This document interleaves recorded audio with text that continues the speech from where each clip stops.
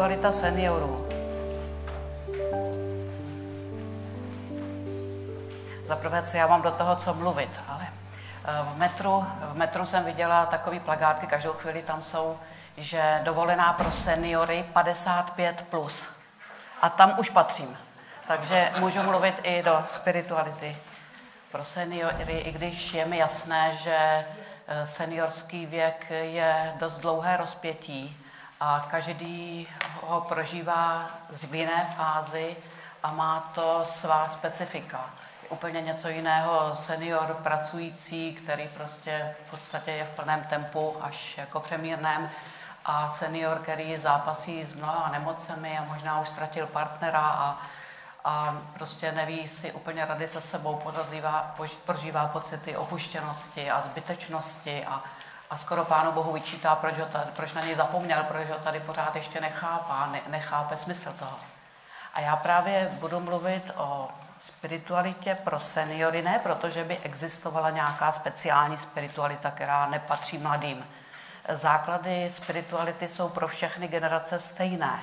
Ty pilíře křesťanství jsou pro všechny generace stejné. Ale ten seniorský život má svoje specifika. A já bych taky řekla, má svou moudrost, získanou nějakou životní zkušeností. A má své specifické úkoly. A proto v kontextu vašeho věku budete nutně žít spiritualitu trošku jinak. A říkám, máte před sebou docela, jak řekla bych, důležité zdroje pro to, jak žít dobře tenhle věk a také důležité úkoly, které je potřeba ještě nějak se jich zhostit, než přistaneme před Boží tváří. Takže o tom by dneska byla trošičku řeč. Dneska se mi vybaví citát od apoštola Pavla: naše tělo chátrá, ale duch se obnovuje den ode dne. Ono v horším případě chátrá tělo i duch. To se mi vybavuje citát z jedné takové záložky, co vydalo nakladatelství Dorana. Tam je napsáno: moudrost přichází s věkem, ale někdy věk přichází sám. A to se nám taky může stát, proto právě proto to tematizujeme, protože není samozřejmé, že tuhle etapu svého života prožijeme dobře a že bude k našemu růstu, že to nebude jenom dekadence po všech stránkách. Žalm 92, který asi dobře znáte, slibuje od 14. do 15. verše, říká, ti, kdo jsou zasazeni v Hospodinově domě, ještě v šedinách ponesou plody. Ještě v šedinách ponesou plody. Já si nemyslím, že to je o tom, že ještě prostě postavíte další barák pro děti, nebo založíte politickou stranu, nebo musíte prostě v oběd strašně moc, já nevím, ještě zájezdu, nebo tak. O tom to nutně není. Pro někoho jo, fajn, když má někdo na to energii, tak klidně někdo ještě. Jsem loni spolupracovala s paní Lidou Bémovou na knížce o té misi v Středoafrické republice, o Sirry. Komenský by zajásal, někteří znáte tu knížku. A to mě prostě fascinovalo, příběh 2 čerstvých seniorů, kteří dají svoji energii, svoje finance, všechno možné pro to, aby postavili školu a internát někde v zapomenuté africké zemi, kde je zhroucený stát vlastně, a podporují už 15 let, letos je to 15 let, podporují tam italské misionáře, vlastně širší rodina a pár jejich přátel z Česka, kde vůbec jako mnozí z nás nevědí, kde ta republika středoafrická vůbec je. Jo, takže jsou krásné projekty, které můžou dělat seniory a Bohu díky za to. Ale ne každý má tu energii, ne každý má to obdarování. Přesto každý z nás i v tomhle věku může a má nést plody. Ale za té podmínky, že je zasazen v domě Hospodinově. A proto já budu mluvit vlastně o těch 3 pilířích každé spirituality, a to je víra, naděje a láska. Ale trošičku to rozpracuju do ještě konkrétnějších pojmů. Hned první úkol, který nás čeká, možná se trošku překvapíte. Obrácení. Říkáte, ty lidi dobrý, tak jako, jo, kdo tady ve všední den jede na celý den na duchovní obnovu, tak to už snad safra je obrácený. Nebo obrátit se mají prostě ty neznabozy venku, kdo nechodí do kostela. Není to takhle jednoduchý. Obrácení je celoživotní proces, Možná dokonce je tu někdo z vás, kdo víru objevil skutečně až ve stáří. Vzpomínám třeba na svou třídní z gymnázia, kde jsem samozřejmě chodila za totality. Vůbec jsem netušila, že má nějaké kořeny, že její tatínek byl hluboce věřící člověk ze Slezska, ze severní Moravy. Já teda jsem dělala gymnázium v Domažlicích. A vlastně až po totalitě, jak začaly nějaké veřejné přednášky o víře a tak dále, tak ona za ně začala chodit, nejdřív nějakým evangelíkům a dneska prostě je horlivou členkou katolické církve, a když přijede do Prahy na návštěvu, tak mě kontaktuje a nechá se zásobit knížkama a ptá se mě, jak 4letý dítě, a můžu to dělat takhle, a můžu se modlit takhle, Katko, a takhle jsme se spřátelili, ale vlastně až po té době, a ona našla tu víru ve svých nějakých 60 letech.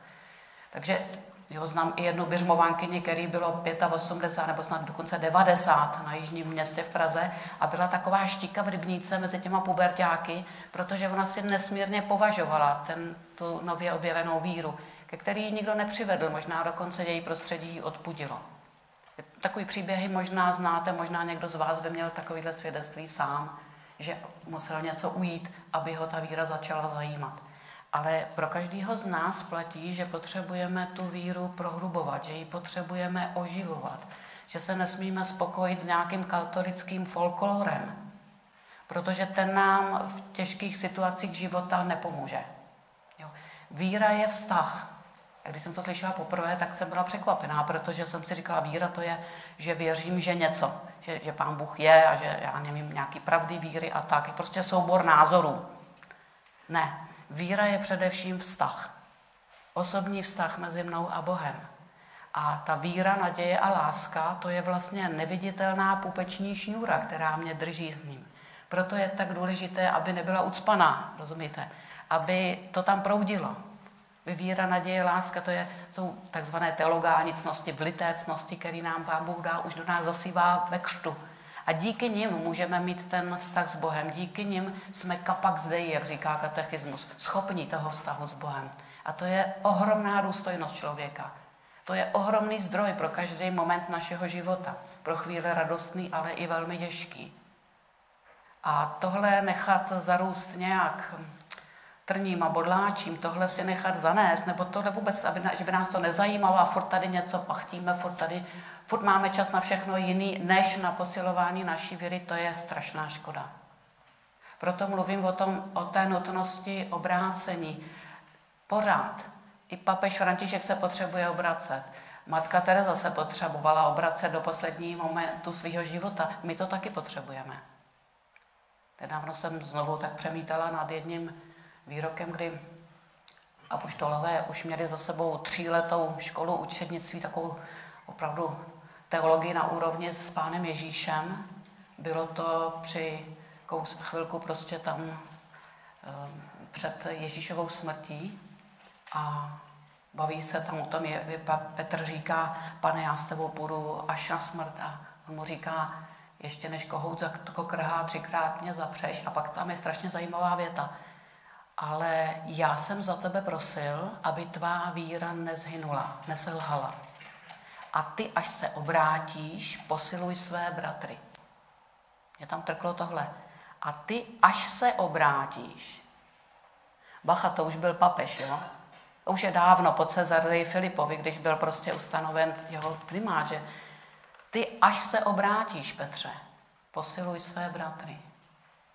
Jo, takže necítíme se nikdo uražený tou myšlenkou, že bychom se ještě měli obracet.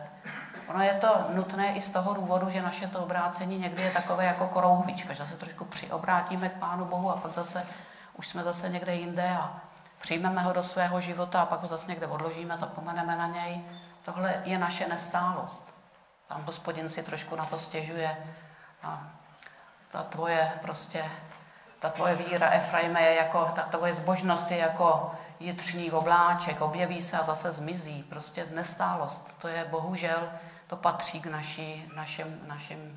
našemu pozemskému bytí. Pán Bůh s tím naštěstí počítá. Proto nám dává, v církvi dobu adventní a dobu postní a furt dokola, by se zdálo. No protože my furt dokola od něj bloudíme, furt dokola upřednostňujeme jiné věci. A to obrácení je v tom, aby on rostl v našem životě a my jsme se menšili, aby on byl čím dál důležitější. až nakonec bude úplně ten nejdůležitější a ten jediný. Jak říkala Terezie z Ávily, Bůh sám stačí. Ale tohle člověk, aby mohl říct z hloubi srdce, aby to nebyla jenom fráze, to je docela dlouhá cesta. A znamená to i opouštět naše modličky. Dneska už se o tom moc nemluví, ale vlastně je to o tom opouštět ty věci pomíjivé a pomaloučku přepínat na ty trvalé.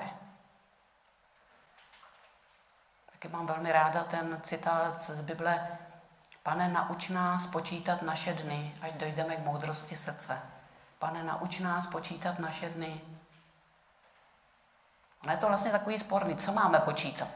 Ty, co už máme za sebou, to by ještě šlo, že jo? Kdybychom se dali v práci, tak bychom to spočítali možná úplně přesně, kolik jich bylo. A možná tohle po nás Pán chce, protože tam uvidíme najednou dobře, a co jsme s nima udělali. Jak jsme je naplnili, čím jsme je naplnili. Je to něco, co zapadne do černé díry dějin a zmizí, nebo jsme je naplnili láskou, o který jediný písmo říká, že trvá na věky. Ani výraz náma nepůjde na věčnost, ani ta naděje, jenom láska, říká apoštol Pavel. Jenom láska zůstává ze všeho, co tady máme. Takže ano, jestli jsme je naplnili něčím dobrým, tak jdou s náma, jestli ne, tak zapadnou, tak o nich nikdo nebude vědět. Ani o našich dílech, o ničem. Za chvilku. Jo, nepřebývá, ani 50 let už nebudeme mít ani náhrobek někde, pokud jste nebyli arcibiskup nebo někdo. Prostě to tak je. To neznamená, Pán Bůh o nás bude vědět. Tam jsme zapsaný v jeho srdci, Bohu díky, to je v pohodě. Ale co po nás zbyde? Takže ano, počítat ty dny, co byly, ale počítat ty dny, co mám před sebou, to vlastně nemůžu. Proč? Protože nevím, kolik jich bude. A ono to není tak, že ten nejstarší z nás půjde před Boží tvář nejdřív. Vůbec ne. V tomhle roce před pár měsíci jsme pochovávali moji kamarádku jenom o 2 roky starší. Mám u 6 dětí, zemřela během 3 měsíců, byla Hospodina. Naštěstí velice hluboce věřící žena, tak umřela moc vlastně hezky a nějak člověk cítí, že přes tu pro nás nepochopitelnost a těžkost té situace, tak vlastně to byl život naplněný a nějak dovršený. Nebo jste slyšeli v loni, nebo kdy byl blahořečený Carlo Acutis, 15letý Ital, malý kluk, prostě by se řeklo. On nechal po sobě pochopitelné, že ne nějaké sebrané spisy, ale nechal několik bonmotů, od některých by se dali dělat exercicie. Zvlášť třeba jeho chápání Eucharistie, nebo moc se mi líbí právě jeho výrok o obrácení, kde on říká, obrácení to je vlastně jednoduchý. Jde o to zvednout svůj pohled od země a podívat se nahoru.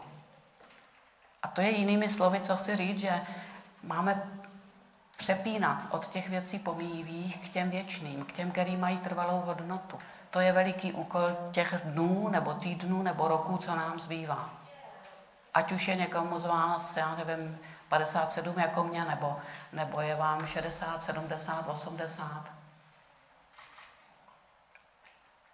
Nejde za každou cenu o to, abychom tady zůstali co nejdýl. To někdy máme ten pocit podle různých reklam, že je potřeba se futrovat vitamínama a všem možným, hlavně, aby jsme tady byli co nejdýl prostě byli zdraví a nakonec jako proč, jo? Tak teď jako víme z hlediska křesťanské víry, že jdeme do lepšího. Možná znáte ten vtip, jestli jsem ho tady už říkala, jak se omlouvám, ale je to můj oblíbený, tak vám ho řeknu znovu klidně, jo.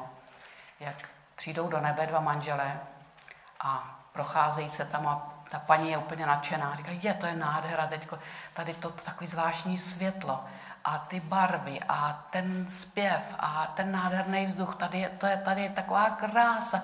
A co ty, Pepo, proč se on je takový rozpačitej nějak ze něčeho? A co ty, tobě se tady nelíbí? On říká, ale jo, líbí. Ale nebejt tý tvojí zdravý životosprávy, tak už jsme tady byli 20 let. Tím vás nechci nabádat, abyste místo kefíru jedli samý klobásy a takhle, to by nebylo dobrý jistě, ale taková ta posedlost tím, že hlavně tu být co nejdýl, to je hloupost. Hlavně naplnit svůj život, ať už bude krátký ještě teď od tohohle momentu, nebo dlouhý, ale naplnit ho něčím dobrým. K tomu mě nedávno pozbudil jeden výrok od svatého Šarbela, znáte tady toho libanonského světce. U jeho hrobu se říká tomu blízkovýchodní Lurdy, že tam proudí zástupy nejenom křesťanů, ale i třeba muslimů. A i pro ně se tam dějí zázraky, je to něco neuvěřitelného, co ten člověk vlastně skrytým životem a modlitbou, dá se říct, vydobil pro církev za požehnání, který plyne až do dnes. To byl právě naplněný život. No a on kde si říká, že v našem životě, že ten náš život se dá představit tak, jako když každý den nám nabízí prázdné ošatky. Oni jako plynou, já si to představuji jako na letišti, jak je tam takový ten jezdící pás, jestli jste to někdy viděli, a tam takový ty plastové krabice, tam musíte odevzdat opasek, že jo, a baťoch a prostě mobily a takhle, a teď to odjede do nějakého toho skeneru. Ale takhle si představte, že každý den nějaký ty ošatky projíždějí tím naším dnem a Pán chce, jak říká Šarbel, aby jsme je naplnili dobrem.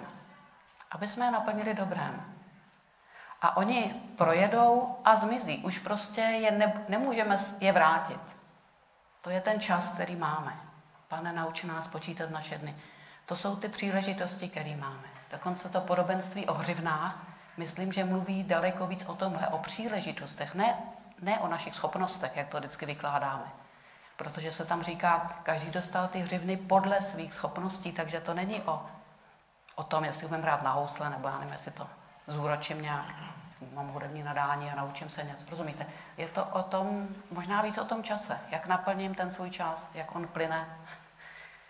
A ten Šarbel říká, naštěstí je tu ještě jedna boží vychytávka, že i když my nemůžeme vzít zpátky ty prázdné dny, ty prázdné hodiny našeho života, nebo dokonce naplněný nějakým zlem, tak boží milosrdenství, pokud my přijdeme k němu se slzama pokání, lítosti za to, co se nám nepovedlo, co bylo marný, tak božím milosrdenstvím ještě zpětně se ty ošatky můžou naplnit. To je nádherná taková jistota naší víry. Boží milosrdenství je totiž ta tvář boží lásky, která se setkává s naší bídou, s naší hříšností, naší chudobou. A i tou chudobou, co se týče toho uplynulého času. Že moc toho nemáme, co Pánu Bohu nabídnout. Že naštěstí takhle, ale říkám, pořád je ten čas příhodný, pořád je ten čas a někdo se vzpamatuje fakt v 60 letech a řekne, lidi dobrý, pro co jsem to žil? Pro co jsem se to pachtil? Proto, abych, já nevím, dětem bude vzdal dědictví, teď se o to děcka hádají. Přepnout na věci, které drží, které nepomíjejí. Tak to je to obrácení. S tím růstem ve víře samozřejmě souvisí růst v důvěře. Ta víra, protože jsem říkala, víra je vztah. To znamená, jako siamské dvojče, s tím jde důvěra. Protože jestli mám důvěrný vztah s Bohem, který mě miluje, který to myslí se mnou dobře, jemuž na mě záleží, jak říká apoštol Petr, no tak z toho plyne důvěra.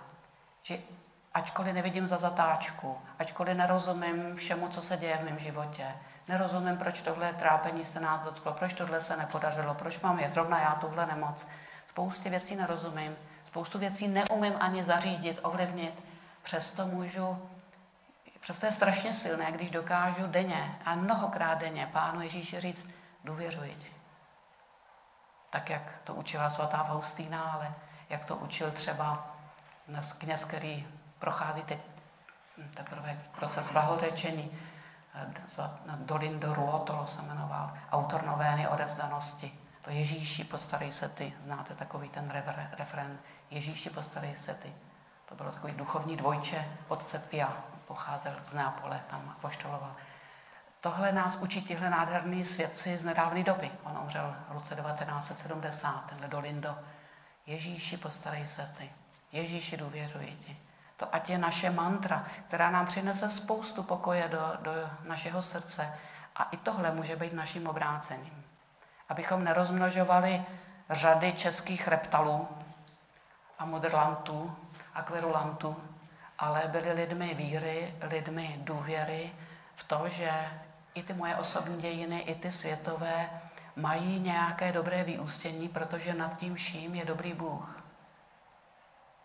Křesťan je velmi mocný ve své víře, protože může právě to boží milosrdenství svolávat i tam, kde lidi v něj nevěří, kde neumí se o něj opírat. Můžu pokračovat? Můžu přepnout ještě? Vnímáte mě? Takže další takový vážný úkol tohohle období života je usmíření. Život v usmíření.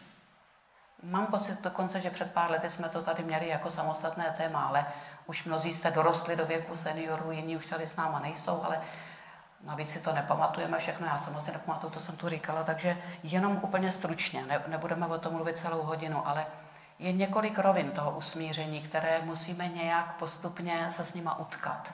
A potýkáme se s nima většinou opravdu až do posledního dechu. Usmíření s Bohem. A to neberme na lehkou váhu. Takový to, že prostě, já nevím, chodím do kostela, ale protože mě někdo někde, nějaký kněz na mě nebyl hodnej, nebo dost chápavej, nebo prostě se stydím, tak už třeba nechodím 20 let ke svátosti smíření. To je hrozný nesmysl. Já si vzpomínám, že jak jeden z prvních takových krátkých projevů, co řekl papež František, bylo po svým zvolení papežem, bylo Anděl Páně, kde on vzpomínal epizodu s jednou stařenkou, když zpovídal ještě prostě doma v Argentině, tak přišla nějaká paní ke zpovědi a prostě nějak se bavili o tom božím odpuštěním a on jí říkal, a vy jste si jistá, paní, že vám Bůh všecko odpustí? A ona říká, no samozřejmě, jinak by tenhle svět ani nemohl existovat. Samozřejmě, že Bůh všechno odpustí. A on na to reagoval, teda paní, vy jste snad studovala na Letariánu nebo něco, že prostě že s takovým přesvědčením ona to řekla, tak jako vůbec se nenechala na výklad. Samozřejmě, že Bůh odpouští, když přicházíme s pokáním, protože on potom touží nás zahrnout svou láskou. On potom touží víc, než my toužíme po jeho odpuštění. A tenkrát papež František říkal, prosím vás, Pán Bůh se nikdy neunaví odpouštěním. To my se unavíme ho o odpuštění prosit. To je problém. Jo, my se unavíme ho o odpuštění prosit. On se nikdy neunaví nám odpouštět. Že nikdy se nevzdalujte svátosti smíření třeba s tím, že a to je furt dokola. Raději prohlubme svou, jak to prožíváme. Prosme Ducha Svatého, ať on nám pomůže udělat tu přípravu, ať tam neříkáme nesmysly, že jsme kradli cukr mamince, která je 20 let po smrti. Ať prostě se zpovídáme opravdu z toho, co je mezi náma a Bohem, co je mezi náma a blížními. Ať se nespovídáme z hříchu svého manžela nebo manželky. Rozumíte, že nás tak štvou a vysvětlujeme to tomu knězi. Ať se fakt jako třeba i věci staré, které jsme takový ty odpultovky, mi říkala jedna mladá žena, že její obrácení nastalo v momentě, kdy dokázala se vyspovídat pořádně. A vytáhnout i třeba 10 let starý podpultovky do té zpovědi. A říkala, tenkrát začala opravdu ta její duše dýchat znovu, tenkrát najednou dokázala se zbavit svých závislostí, do kterých pořád padala. A to může být v jakýmkoliv věku. Takže smíření s Bohem. Samozřejmě usmíření s lidmi. To je těžká kapitola, ono to nejde jednou provždy, že jo?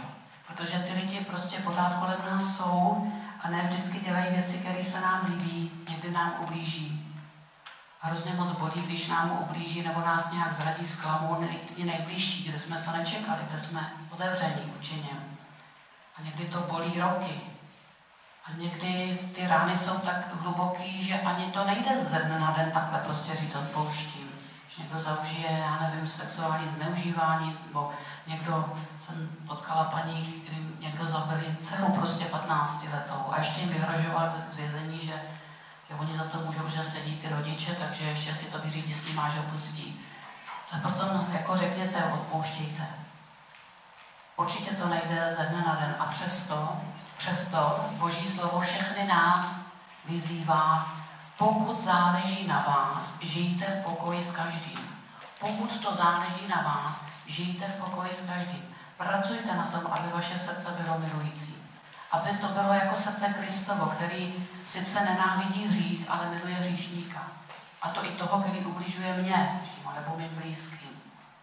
Pořád tohleto rozlišovat to zlo, co ty lidi páchají a rozlišovat je samotný, kteří jsou předmětem Božího milosrdenství. Kdyby Pán Ježíš měl, kdyby to bylo potřeba, tak klidně umře i za každého z nás znovu. A taky za kohokoliv z našich nepřátel, kohokoliv ze světových teroristů, zločinců, kdyby to bylo potřeba, ono to potřeba není. Ta jeho láska je maximální pořád. A pořád jeho otcovský srdce trne o každého z nás, abychom tu svou pouť dokončili dobře a dokončili ji v důvěře v jeho milosrdenství. Takže usmíření s lidmi je hrozně důležité. Nemůžeme se modlit Otče náš, odpusť nám naše viny, když neodpouštíme. To nám padá zpátky na hlavu, to je zbytečná básnička potom. Někdy je potřeba udělat si v tomhle generálku, říct si třeba kus papíru, prosit zase Ducha Svatého, ať nám připomene všechny vztahy od mateřské školky, od šikanu ve škole, prostě, kde jsme nějak se nepohodli, později v dospělosti, v práci, na vojně, všechny momenty, kde jsme se vůči někomu zatvrdili.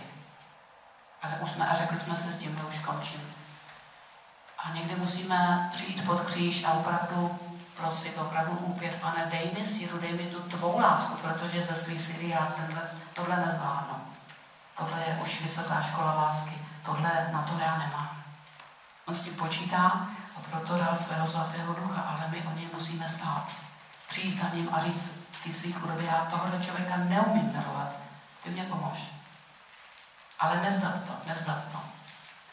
To je veliký úkol pro seniory, dokonce to říká i sekulární psychologie, že to ta poslední fáze našeho vývoje psychologického je buď o tom, že dojdeme integrity, takhle se o tom mluví u Piaget'a. Integrity to znamená, že všechno takové celkové usmíření se svým životem, vztahy, které máme, s tím, co život dal a prostě takové nějaké pokoj na všechny strany. A nebo z nás budou zahořklí kverulanti, který prostě ještě za to, co mají pocit, že jsou životní rány, ještě trestají své okolí a neustále za to, že mě bolí noha, tak to odnesou všichni, kdo mi slouží, kdo třeba obětavě mě chodí navštěvovat, nebo to by bylo škoda. Takže to usmíření je hrozně důležitý úkol, jeden z nejdůležitějších v této životní spáze. Já jsem naznačila, důležité je také usmíření s naším životem. Někdo z nás to měl úplně jinak, než by si představoval. Chtěl něco studovat, komunistický režim mu to nedovolil. Možná vašim rodičům sebrali majetky obrovský. Já to taky nemohl prostě postoupit nějak v práci, potřebovali najít, kdo může za kontrarevoluci, ačkoliv on se tam ničeho neúčastnil, ale byl přistěhovaný, tak aby nepostihli ty místní, museli někoho nahlásit, tak byl nahlášený spolu s dalšími pár inženýry. Tím pádem někteří moji sourozenci nemohli studovat, já taky jsem nemohla studovat, co jsem chtěla. Pak jsem se tomu režimu pomstila, že jsem si to dostudovala potom. Ale to je, někdo má veliký rány jenom z toho, co doba přinesla. Někdo ze vztahu v rodině, proč se narodil v takové rodině, proč nás táta opustil, nebo proč tam byly takový hrozný vztahy se sourozenci. Spoustu věcí, proč nemoci různý, předčasný úmrtí někoho z nás, ztráty. Spoustu bolestí může být v té naší osobní historii, ale naším úkolem je, aby to srdce se upokojilo Bohu. Aby mu odevzdalo i to, co považujeme za křivdu svoji životní. Existuje jeden takový žalm, který říká, málem se moje noha ušinula, když jsem si všimnul, jak si dobře žije ten svévolník. A pak tam vypráví ten žalmista, než jsem před Boží tváří pochopil, jaký vezme konec. Že to ještě, že tady někdo třeba si na úkor druhých nahrabal majetky nebo něco, to vůbec neznamená, že to vyhrál. To vůbec neznamená, že to vyhrál. Nebo někdo udával svoje sousedy. Vůbec neznamená, že to zvládnou tu dobu. Protože přijde den, kdy se budeme všichni zodpovídat ze svých skutků. A i ten, kdo žil tady v chudobě a tak dále, tak může přijít s plnými těmi ošatkami před Boží tvář.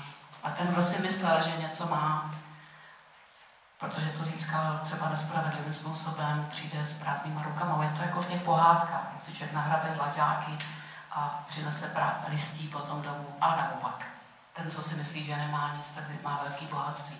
Takhle to bude v nebi jednou čelem vzát, takhle se poslední budou prvními a první posledními. A můžeme opravdu tu spravedlnost nechat v Božích rukou a upokojit své srdce. Když jsem ještě studovala v Římě psychologii, tak jeden takový moudrý jezuita, jednou jsem dělala supervizi a to bylo tak, že byla nahrávka z psychoterapie, kterou jsem měla. A tenkrát to bylo v cizím jazyce, tam byla řeholní sestra shodou okolností, no prostě v jazyce, který mu nerozuměl ten supervizor, v nějakým slovanským jazyce, s kterým jsme mluvili. A on to poslouchal, tu nahrávku, a já jsem říkala, proč chcete slyšet, když nevíte, co říká. Říkal, to mě zajímá i ten tón hlasu a tak. A potom asi za 10 minut říká, tahle sestra je pořád naštvaná. Ta je permanentně naštvaná. A řekl mi zajímavou věc, která by mě v životě nenapadla. Říkal, řekni, že spokojenost je ctnost. A ona skutečně, ona tomu nerozuměla, ona nadávala na ty představený týdny, na ty představený doma. Nikdo nebyl prostě dobrý. Na spolusestry, na školu, kde studovala, ačkoliv jí to umožnili za těžké peníze, prostě do toho všechno bylo špatně. Na svou rodinu. Vždycky pak nějakou modlu si ještě našla, že někoho vodila, ale to bylo většinou jenom na čas, tak se někoho. Pořád nespokojená, pořád prostě naštvaná. Říkal, řekni, že spokojenost je ctnost. Protože ona byla pramenem té hniloby, kterou vypouštěla ze sebe. Tak jak nám to říká Ježíš, nás neznečišťuje to, co přijde zevnitř, ale co vychází z lidského srdce. Pozor na to. My můžeme mít takový ten optický klam, že jsme naštvaní, protože všechno je špatně. Politika je špatně, v církvi je to divný a ten náš farář není úplně, co jsme si představovali a v rodině to je to. A manžel furt nechává ty špinavý ponožky někde po. A pořád máme důvod, proč být naštvaný. Ne. To, co přichází zvenčí, vás nutně neznečišťuje, ale co vychází z vašeho srdce, vaše reakce na ten nedokonalý svět, to vás znečišťuje. S tím usmířením prostě učíme se být šiřiteli pokoje. Těmi, kteří přejí druhým dobro, kteří hledají na druhých dobro a ne to nejhorší, tak jako to dělá Bůh. A kteří vyhlížejí jejich lepší zítřky. Někdo se třeba trápíte s dětma, nebo prostě jako máte pocit, že nežijou dobře a třeba se na ně i zlobíte, že vám dělají ostudu. Buďte jako ten otec v tom podobenství o milosrdném otci, o marnotratném synu, který vyhlížel toho syna s otevřenou náručí. Tohle je modlitba seniorů za děti. Vyhlížet ty lepší zítřky a vzývat Boží milosrdenství, abyste vyslali cestu těm svým mladým k něčemu lepšímu. Malý takový svědectví k tomuhle. Když jsem studovala v Ostravě na Vysoké škole báňské, tak jsme chodili někdy večer s pár kamarády na mši, tam do takového malého kostelíčka pod kolejem a v Porubě. A bylo za totality ještě, a teď tam několik paneláků, tam je kolejích, tam z toho většinou řval heavy metal, prostě, nebo to tak bylo nás tam fakt jako hrstička takový. A pak jsme se scházeli ještě jednu dobu dokonce každý večer v modlitbě, modlili jsme se i za ty spolužáky nevěřící, kteří tam byli. Bylo to tak jako hrozně křehce, tak bezmocně.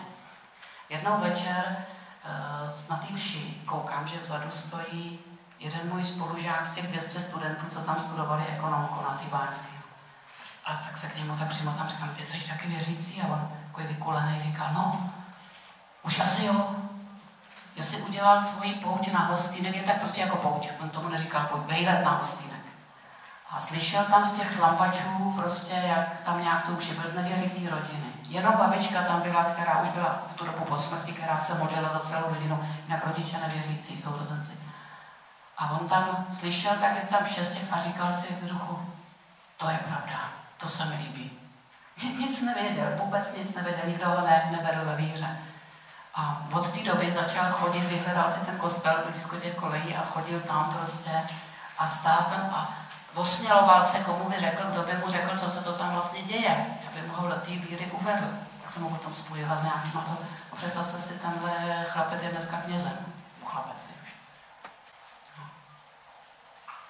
A to mám pocit, že tam hodně teda zapracovala ta babička toho modlitbou, která to viděla už z nebe. Proto říkám, vyhlížejme Boží milosrdenství, vyhlížejme ty lepší zítřky i u těch, kteří vám přijdou úplně zmatený, který vám říkají, že nemají vůbec smysl pro duchovní hodnoty. Místo toho, abychom na ně nadávali, místo toho, abychom vysílali do vzduší svoji skepsi a svoji beznaděj.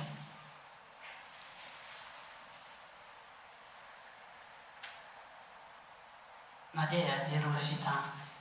Naděje je strašně důležitá pro tohle naše období, protože naděje to je vlastně zase ta víra v praxi. O víře říká list Židům, že to je přesvědčenost o věcech neviditelných. To, když člověk věří, je přesvědčený o věcech neviditelných, o věcech za oponou. Nevidí jenom to, co se tady děje, ale vidí ještě za oponou. Vidí, kdo je nad tím vším. Vidí tu boží moc, která může úplně zamíchat s věcma nějak jinak. To je zase milá epizodka, byla jsem doma navštívit rodiče, jsou zdravím zápoly, jeden i druhý, teda já pocházím od Domažlic, z Pošumaví tam.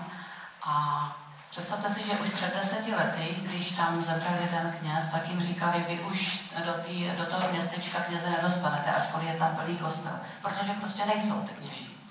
Každý z nich tam spravuje, já nevím, 12 kostelů, nevědí prostě co dřív. Bude tu prostě někdo dojíždět a spravovat to exponent, jak se říká, a nemáte šanci.